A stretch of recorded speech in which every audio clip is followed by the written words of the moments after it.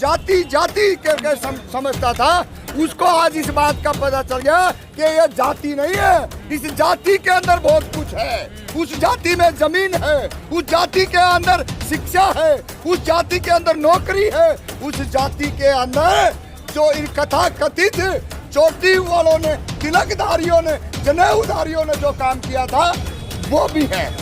RSS में चला जाए ना, चाहे वो पिछड़ा हो, चाहे दलित हो, चाहे माइनॉरिटी हो और चाहे अल्पसंख्यक हो, जो बीजेपी का कार्यकर्ता बन गया, जो बीजेपी के पार्टी में चला गया, जो बजरंग दल में चला गया, जो कर्मी सेना में चला गया, जो हिंदू वाहिनी में चला गया, उस पर कभी भरोसा नहीं करना चाहिए, क्योंकि वो दोगला होता है और दोगले पर भरोसा करने का मतलब है वो अपने परिवार को भी डस जाता है। उसको क्या जरूरत थी, वो कहीं जाके मंदिरों में धक्के खाती फिर रही है। इतने बड़े बड़े जो ना वो वहाँ के जो दूसरे रास्ते से जाने के लिए वो पंडित पुजारियों को पैसा देती है। तो ये तो हालात तो ऐसे लोगों ने ही खराब कर रखा है जो सारे ये उनको मंदिरों में बेचने का काम करते हैं। अरे मंदिर ना जाके इन यूनिवर्सिटियों के गेटों में घुसो।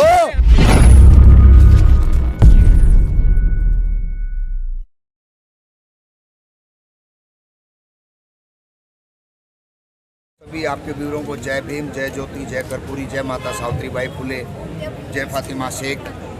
और आज हम दिल्ली यूनिवर्सिटी में बहन रीतू को न्याय दिलाने के लिए आए हैं और इस लड़ाई में हम लगातार शामिल हैं और आगे भी हम इस लड़ाई को जब तक नहीं जीतते हम इस लड़ाई में शामिल रहेंगे।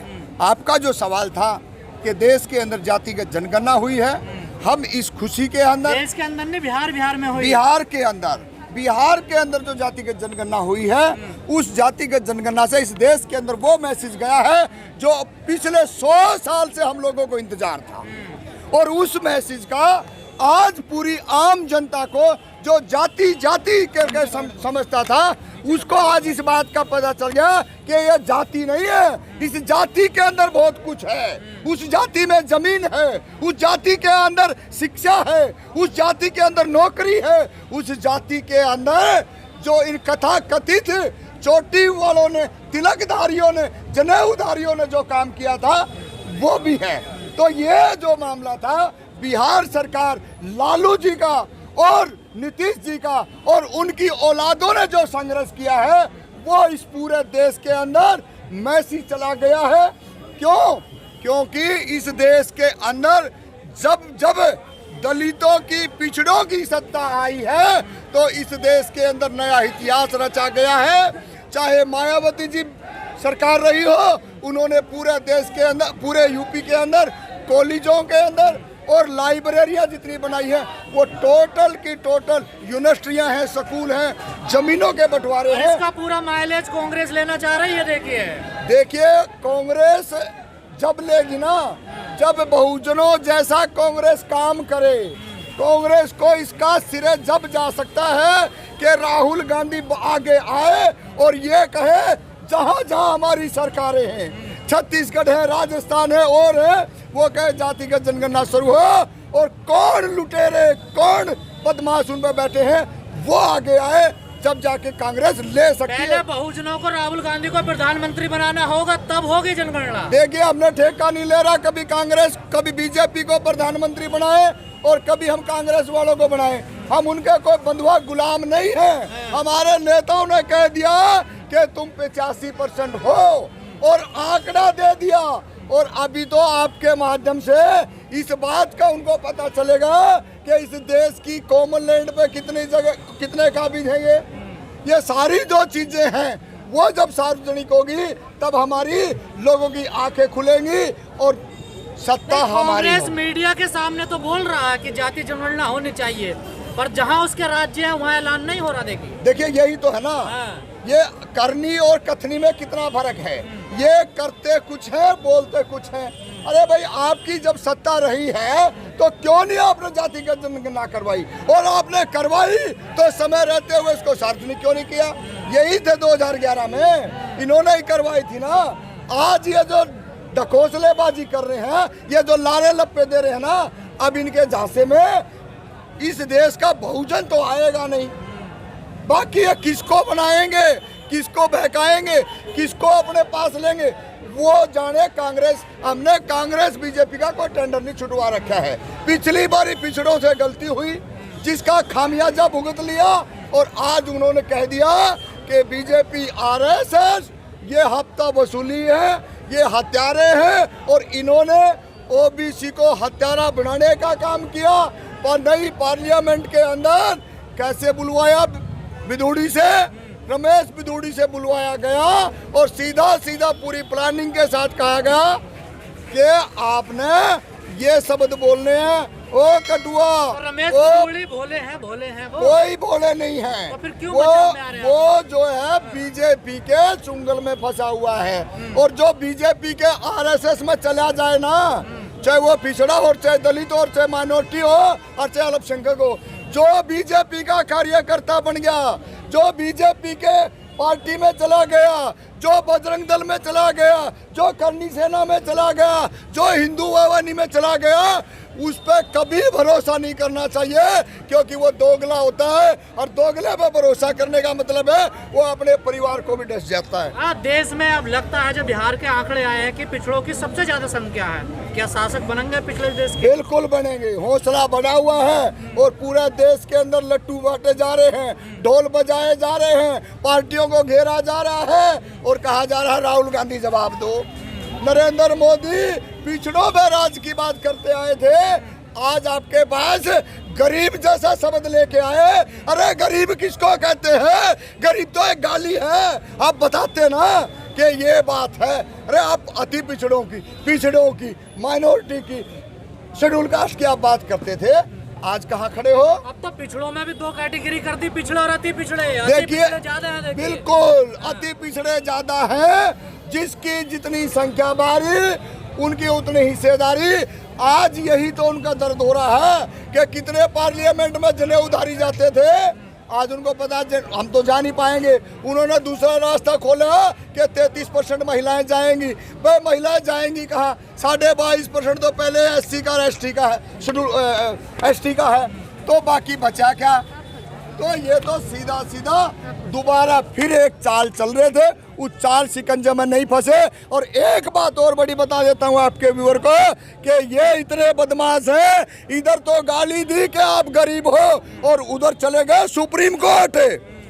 सुप्रीम कोर्ट के अंदर जैसे बिहार सरकार ने, लालू जी ने, मुलायम जी ने ये कहा कि जातिगत जनगणना के आंकड़े पेश किए, ये अगले दिन सुप्रीम कोर्ट में पहुंच गए।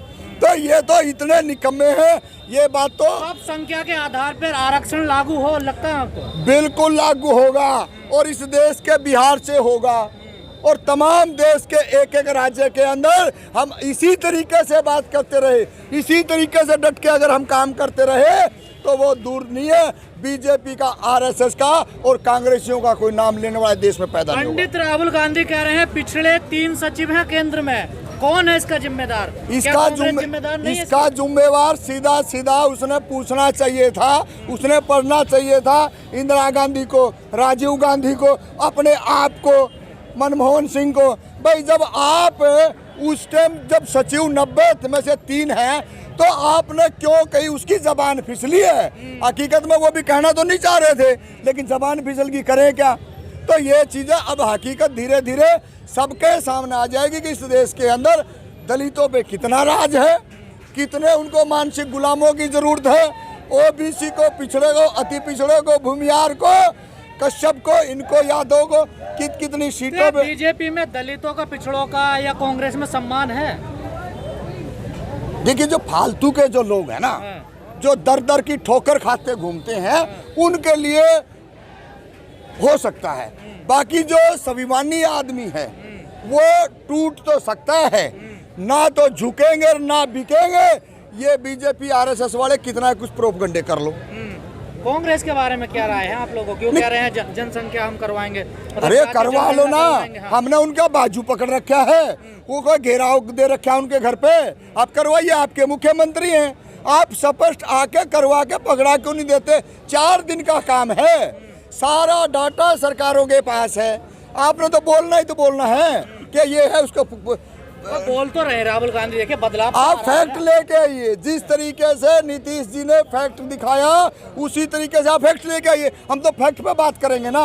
आज से पहले भी कह रहे थे हम तो प्रियंका 85 कहती हूँ लड़की लड़ सकती हूँ, एक दलित महिला को पिटवा रही है वो अर्चना गौतम को, और उनके जो पीए हैं ओएसडी हैं उनके द्वारा आरोप लग रहा अरे है। भाई साहब, अर्चना गौतम कहाँ से ठा लाए? उसको क्या जरूरत थी? वो कहीं जाके मंदिरों में धक्के खाती फिर रही है।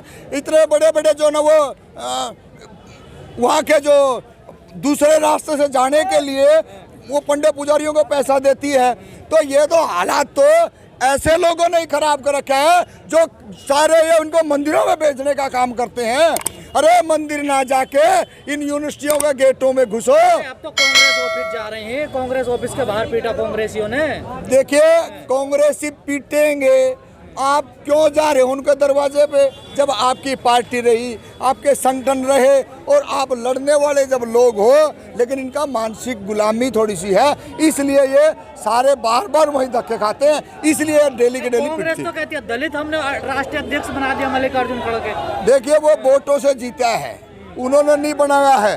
देश के जो वोटर थे पार्लियामेंट के इर्द गिर्द के, उनको उन्होंने वोट दिया और वो पार्लियामेंट में पहुंचे हैं। अब हम कहते हैं वो प्रधानमंत्री बनाए, प्रधानमंत्री की घोषणा करे। और मैं तो कह रहा हूँ हरियाणा में भी करे कांग्रेस हरियाणा में कहे कि सीएम जो होगा वो दलित होगा, बहन शैलजा होगी, हम उनके साथ खड़े हैं। लेकिन लारे लप्पे कौन है हुड्डा? कौन है हुड्डा? नहीं, हुड्डा का क्या? अरे है कौन हुड्डा? कौन है हुड्डा? हम तो हुड्डा को जानते नहीं है। अच्छा। हाँ, बिल्कुल नहीं जानते। अपने पुराने सीएम को नहीं जानते? कोई नहीं, वो हत्यारा था। मिर्जपुर कांड का हत्यारा, बगाना कांड का हत्यारा, गोहाना कांड का हत्यारा, वो इतना बड़ा हत्यारा है और फिर कह रहे हो कौन है वो? ना ना ना, ऐसे आदमी को नहीं। अब हम चाहते हैं कि देश के अंदर दलितों का, पिछड़ों का राज आना चाहिए और इसके लिए लड़ाई लगातार संघर्ष जारी रहेगा।